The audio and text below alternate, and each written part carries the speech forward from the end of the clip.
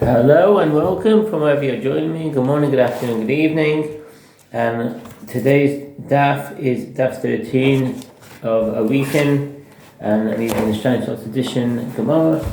And let's dive straight in. So it says, Harim came and also drew his portion, and the other lot of five other watches for a total of 6. So just to backtrack, we're going. The previous sentence of the previous onward, the last sentence said that they were drawing portions. Why are they drawing portions? They watched a piece of paper. The prophets returned, and those who returned arose and divided the 4 families into 24 watches. This is achieved as follows: they wrote the names of the new 24 watches on a piece of paper, mixed them and put them in a receptacle or cowpea, which lots were drawn. A representative from the tribe of Judea came and drew his portion, and the lot of 5 other watches for a total of 6. Harim came and also drew his portion, and a lot of 5 other watches for a total of 6. And likewise Pash in Hebrew, Fashchor, like Emir. The prophets among them stipulated that even if the descendants of Yariv, who originally headed the priestly watches, would have sent to Eretz Yisrael,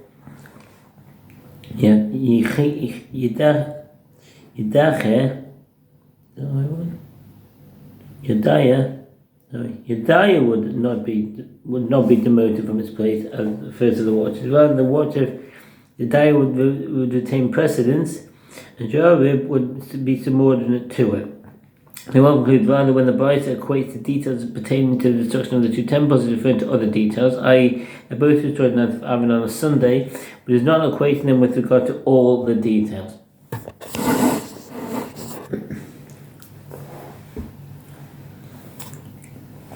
The Gemara cites the third answer to his question about how the Brisa can claim that the second temple was destroyed in the year following a sabbatical year, when the calculator of the number of years that it stood indicated it was destroyed in a sabbatical year. Ravashi says, Ravashi Amar, those commentators explain that Ravashi the result of difficulty with regard to the Brisa, even according to the opinion of the rabbis, who say 100 years 50 years rather than 49 years. The devotion of Vodazo 1:7. Rashi writes that Ravashi agrees that the temple was destroyed in its 421st year, which was the year after the sabbatical year. By contrast, the Rambam maintained that the temple was destroyed in its 220th year, which was the sabbatical year itself. The Brisa states that it was the year after the sabbatical year because the temple was destroyed in the month of Av, which is closely in the sabbatical year. Accordingly, the continued calculation of the sabbatical cycles is based on the assumption that Tishrei follows the destruction of the temple was the beginning of the first year of a new sabbatical year. And that's from the Rambam Sefer Zerayim Hilchot Shemitah V'Yovel 10:4. There was 6 years from the time the second temple was built until Ezra ascended to Eretz Yisrael and sanctified the land, not counted. And sabbatical year was not in effect during that period.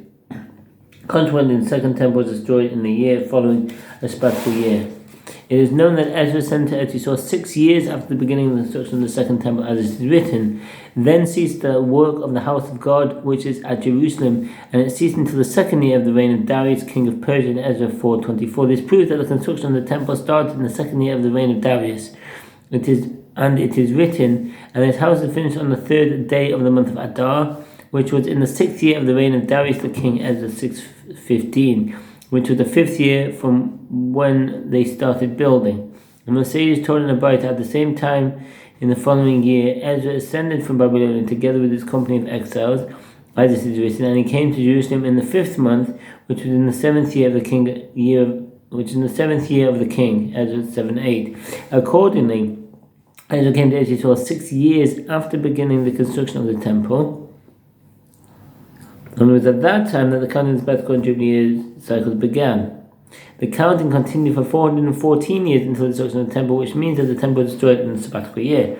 The Gemara discusses the matter itself, that it is taught in a brighter side in 12b. The Jewish people counted 17 jubilees when they entered Israel until they left when the temple was destroyed. And you cannot say that they counted from when they entered, because if you say they counted from when they entered, the result is that the temple was destroyed at the beginning of the Jubilee cycle, and you do not find that the Jubilee was in in the 14th year after the city was smitten in Ezekiel 41.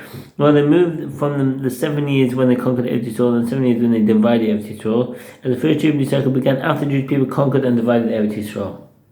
And Gemara asked, from when do we derive that there were 7 years during which the Jewish people conquered Eretz Yisrael? The Gemara answered, and Caleb said to Joshua, when it came time to divide the land of Israel, to divide Eretz Yisrael at the conclusion of part of the conquest, 40 years old was I when Moses, the servant of the Lord, sent me from Kadesh Barnea to spy out the land, and now behold, I am this day 85 years old.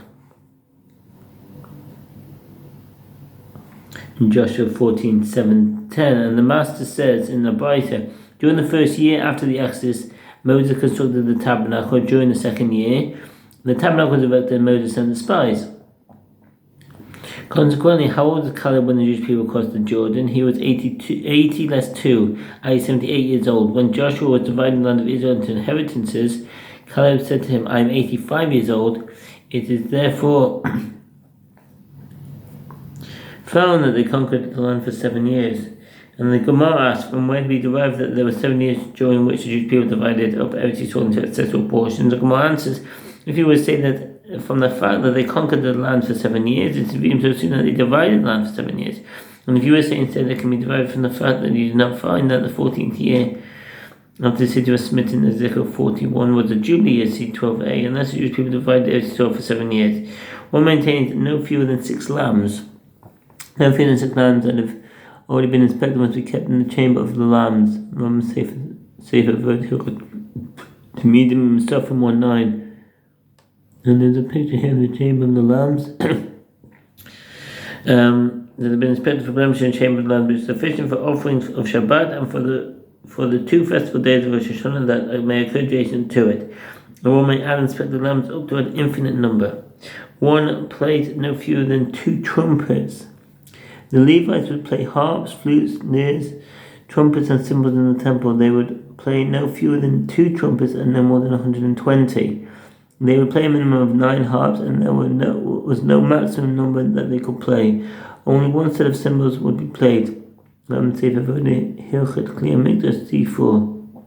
There's a replica of silver trumpets played in the temple. There's a picture. And no fewer than 9 happens in the temple, and one may add up to an infinite number, and the cymbals play alone, and none may be added to it.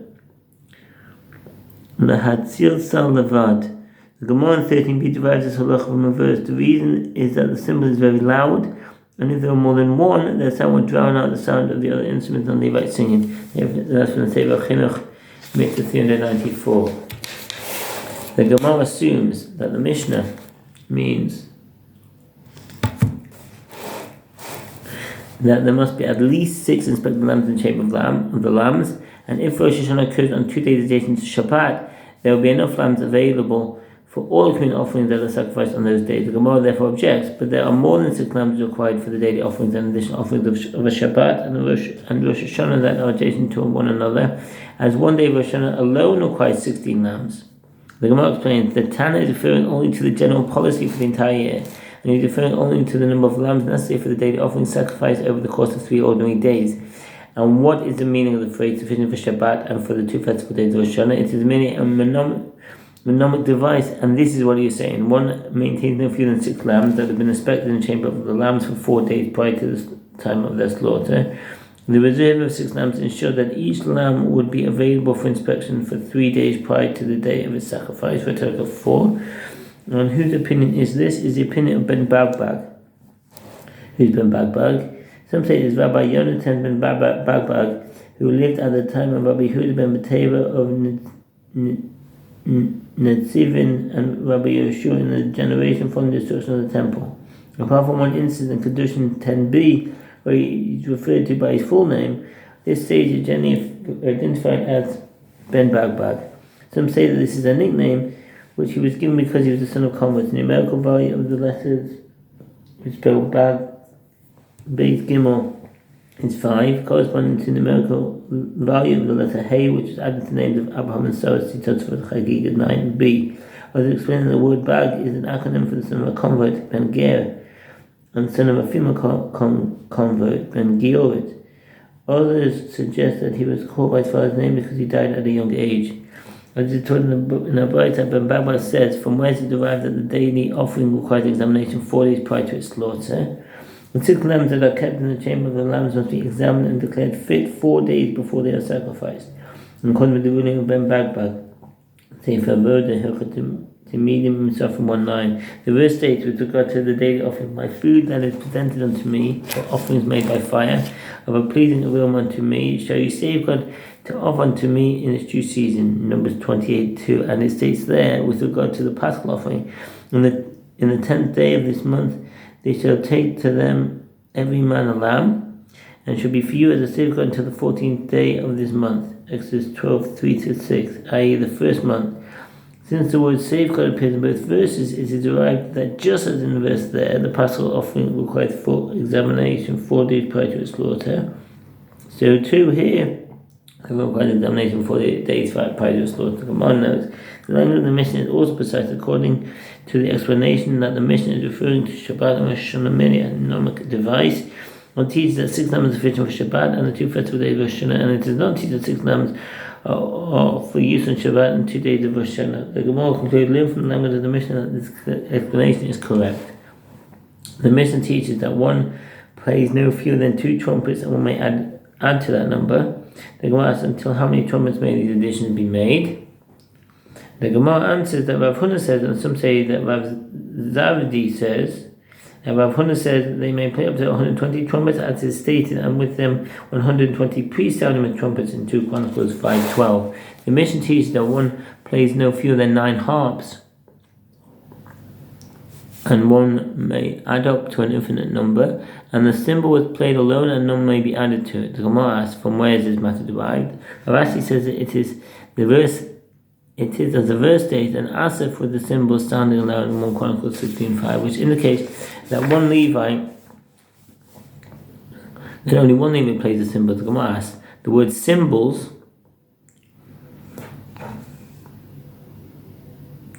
is in the plural, indicating there were 2. Why then does the Mishnah say that there was only 1 cymbal? The Gemara answers, since the 2 cymbals perform one act, and one person plays them by banging them together, the Mishnah calls them one instrument. In the temple there are no fewer than 12 Levites. No fewer than 12 Levites stand on the platform and sing their accompanying sacrificial offerings. There is no upper limit to the number of Levites that may be included. So it's a 12 Levite minimum. The Rambam that's from the Rambam Sefer Voda Hilchot Kli Mikdash 3:3, standing on the platform, a duchan, a platform. This diagram in the temple shows the 2 locations known as the platform according to the 2 interpretations cited in the commentaries. One area is the 3 steps extending to the Israelite court to the priest's courtyard, and another is to the 15 steps that ascend the women's courtyard in the Israelite courtyard. And there's a diagram here of the temple.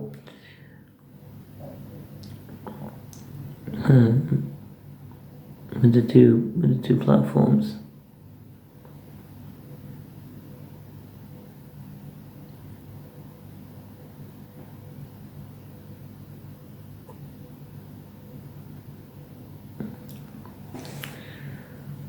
And there's another note on that.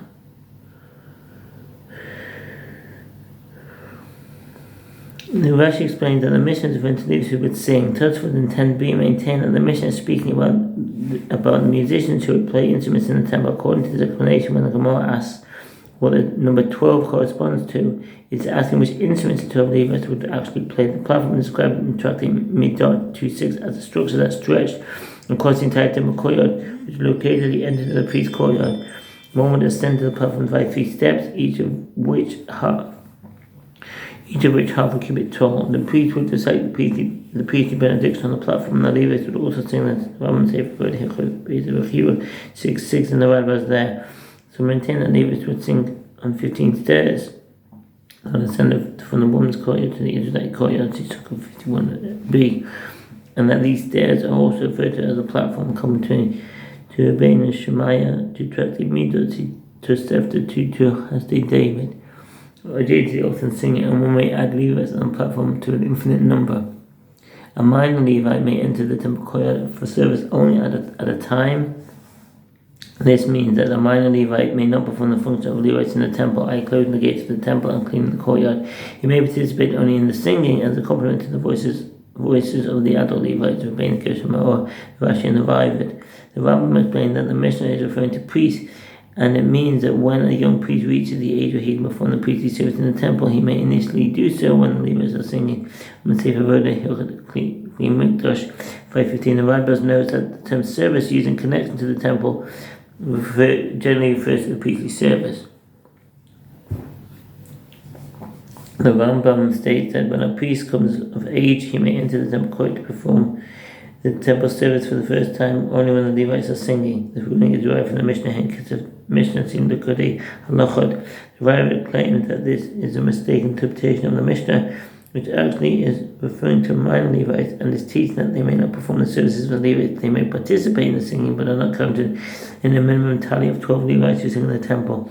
This is interpretation of the majority of commentaries, and that's from the Rambam Sefer Avodah Mikdash 5:15, and arrived there.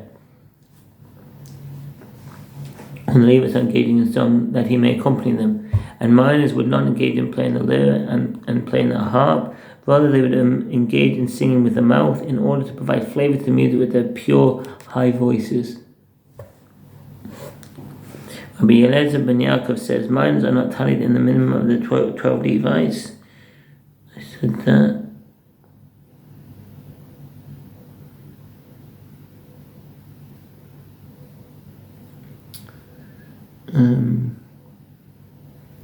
And they do not ascend to the platform, rather they would stand on the ground and their heads would reach between the legs of the Levites, and they were called cadets, Sa'are of the Levites. What's that?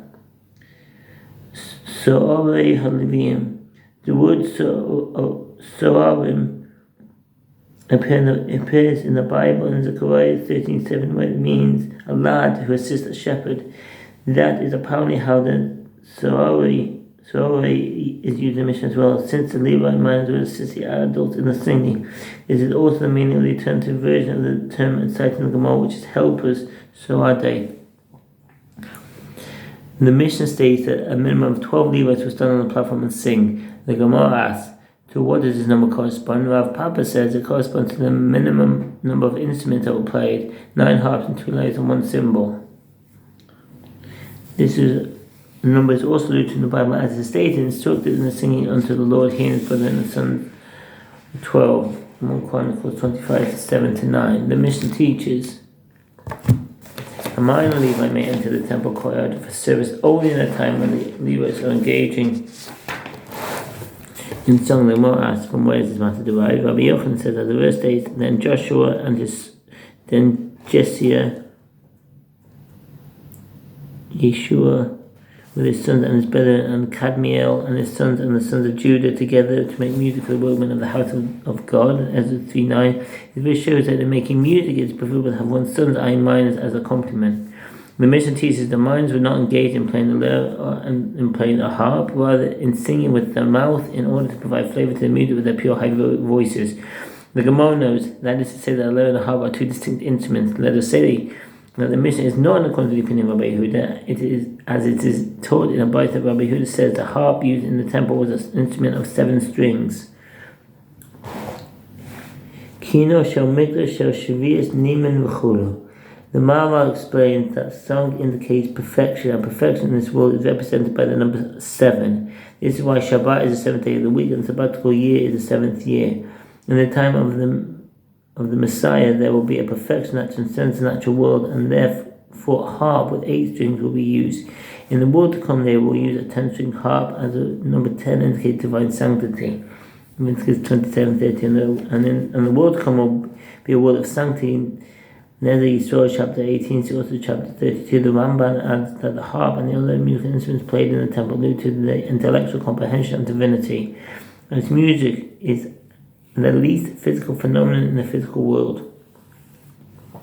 A 7-string harp was played in the temple to signify that people in this world can, The divine inspiration comprehends 7 Sephirot, divine emanations. In the time of the Messiah, it will be possible to comprehend 8 Sephirot, and in the world to come, one will be able to comprehend all 10 Sephirot. That's in the Ramban, in Torah Hadam Shah HaGemel.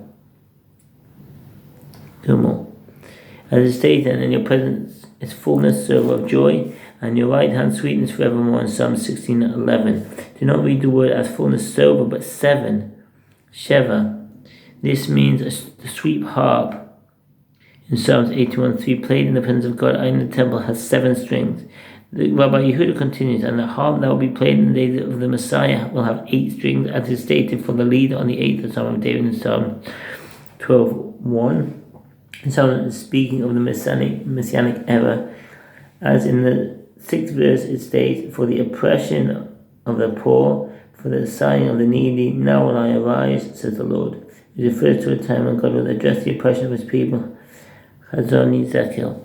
This indicates that the Psalms will be recited in the time of the Messiah, son of David, will be played on the 8th string that will be added to the harp, and the harp that will be played in the world to come will have 10 strings, as stated, a song for the Shabbat with an instrument of 10 strings with a lyre and with a solemn sound upon the harp in Psalms 92:1-4.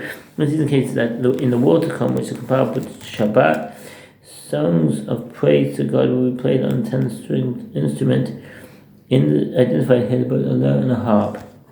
And similarly, another verse states, give unto the Lord with a harp, sing praise upon him with the lyre of 10 strings, sing unto him a new song in Psalms 33:2-3, which is referring to the song that will be sung only in the world to come. This proof in support of Rabbi Yehuda's claim that the harp used in the world to come will have 10 strings is from a verse that is referring to a 10-string lyre, which shows that according to Rabbi Yehuda, the lyre and the harp are the same instrument. Therefore, his opinion apparently contradicts the Mishnah. The Gemara answers, you may say even the Mishnah is in accordance with the opinion of Rabbi Yehuda, as he agrees that the harp and lyre are essentially 2 different instruments, but in the world to come, the strings of the harp will be increased, the sound will be like that of a lyre, and therefore he calls the harp a lyre.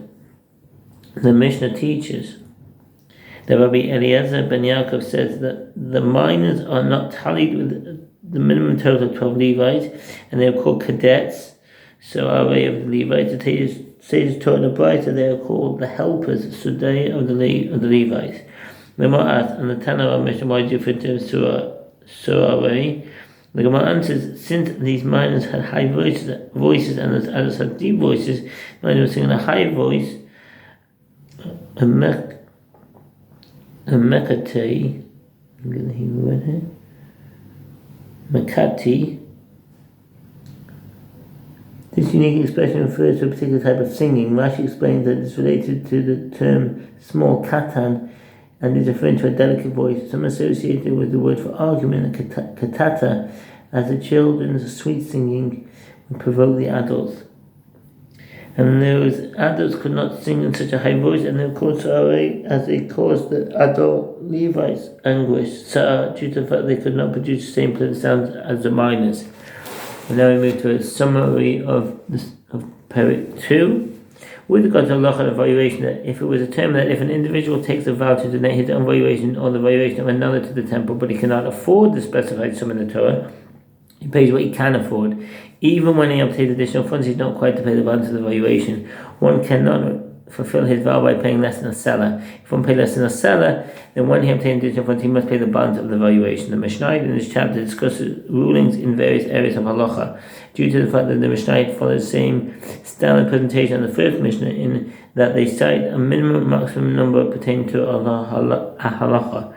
These rulings are outlined below. If a woman experiences a discharge of blood and she does not know whether it is the time of her menstruation or the time when such a discharge renders her a zava, she must count 7 clean days and immerse in a ritual bath, at which point she is permitted to her husband. She can return to a state of certainty with regard to a state as a menstruating woman or zava only if she counts a certain number of clean days before she next experiences bleeding. This number can range from 7 to 17 depending on the number of days during which she experienced bleeding. The stages of some leprous symptoms can be definitively determined only after 1 week of quarantine. Like leprous marks that appear on the inflammation or burn on one's skin. The stage of other symptoms, i.e. leprous marks on a house, can be determined only after 3 weeks of quarantine. Each case demonstrates in different ways God's judgment and mercy. The sages have the right to establish the month as full 30-day month or as a deficient 29-day month. That said, they must establish a minimum of 4 and a maximum of 8 full months in the calendar year, so that the appearance of the new moon will occur within 1 day of Rosh Hashanah.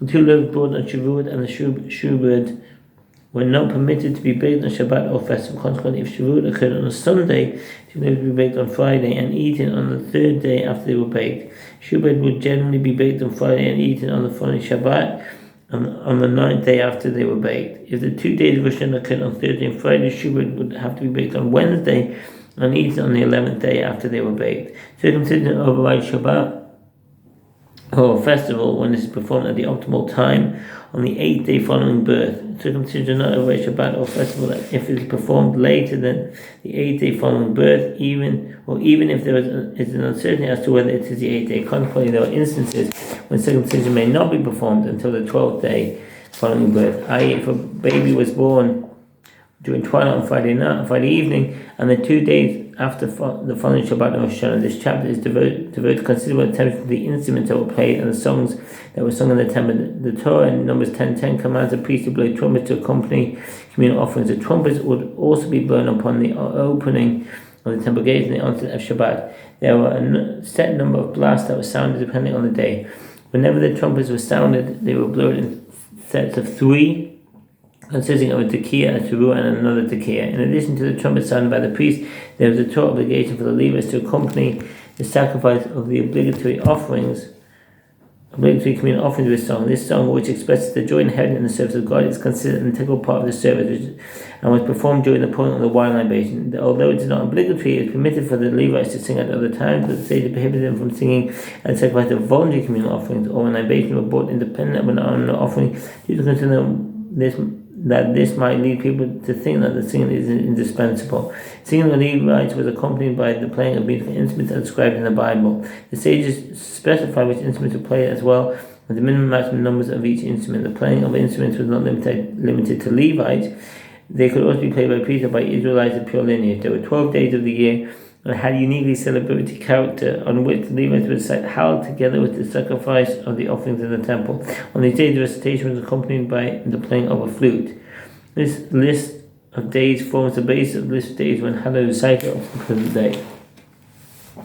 Introduction to Perek 3. And if a man shall consecrate to the Lord a part of his ancestral field, then your valuation shall be according to an area fit for sowing. The sowing of a homer barley seed shall be valued at 50 silver shekels.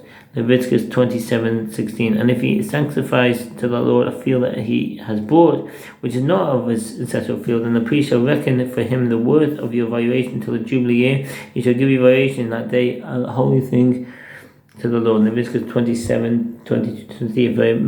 If a man find a young woman who is a virgin that is not betrothed, and lay hold on her, and lie with her, and they be found, then the man that lay with her shall give to the young woman's father 50 shekels of silver.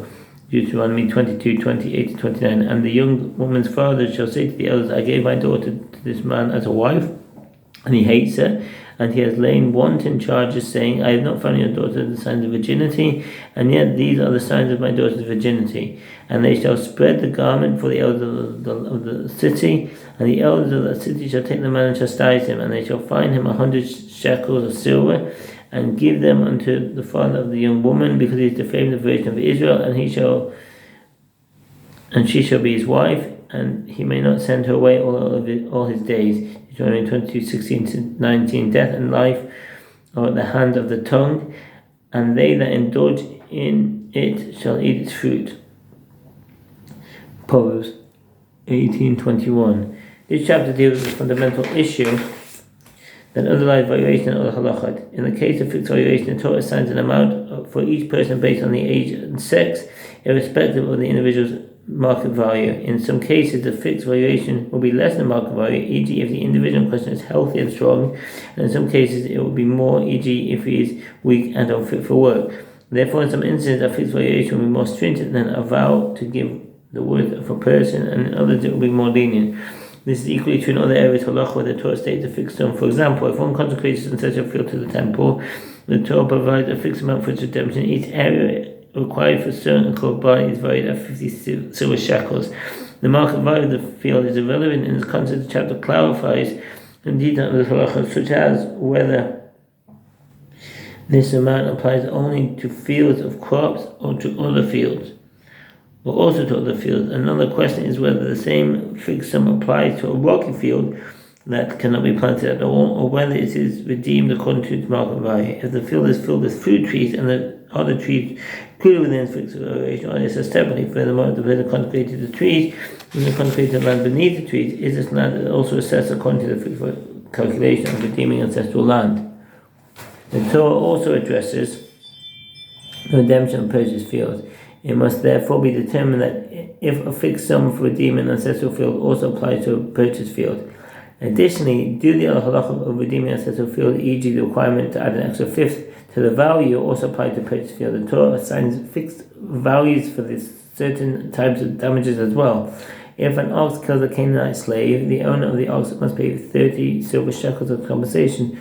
Does this apply only to a fallen ox or to an ox-with ox? What is a halacha if an ox calls a free man? What if an ox calls a slave and injures him but does not kill him? If a man rapes or seduces a young woman, the Torah prescribes it that as a minimal punishment he must give a fixed payment, uniform for all young women, to her father. Does this fine replace the other damage compensation payments such as humiliation, degradation, or is it in addition to them? These are the main topics of this chapter. In passing, the chapter also discusses rape and seduction, for which the fine is 50 shekels, and defamation, for which the fine is double that amount, although it does not involve any physical action. In this connection, the Gemara discusses in detail the idea that word can cause more damage than actions. This chapter therefore contains many details of the prohibition of malicious speech and other damage caused by speech. So I didn't quite finish the Omer, but I ran out of time, and I wish you a very good day and only peace in Israel.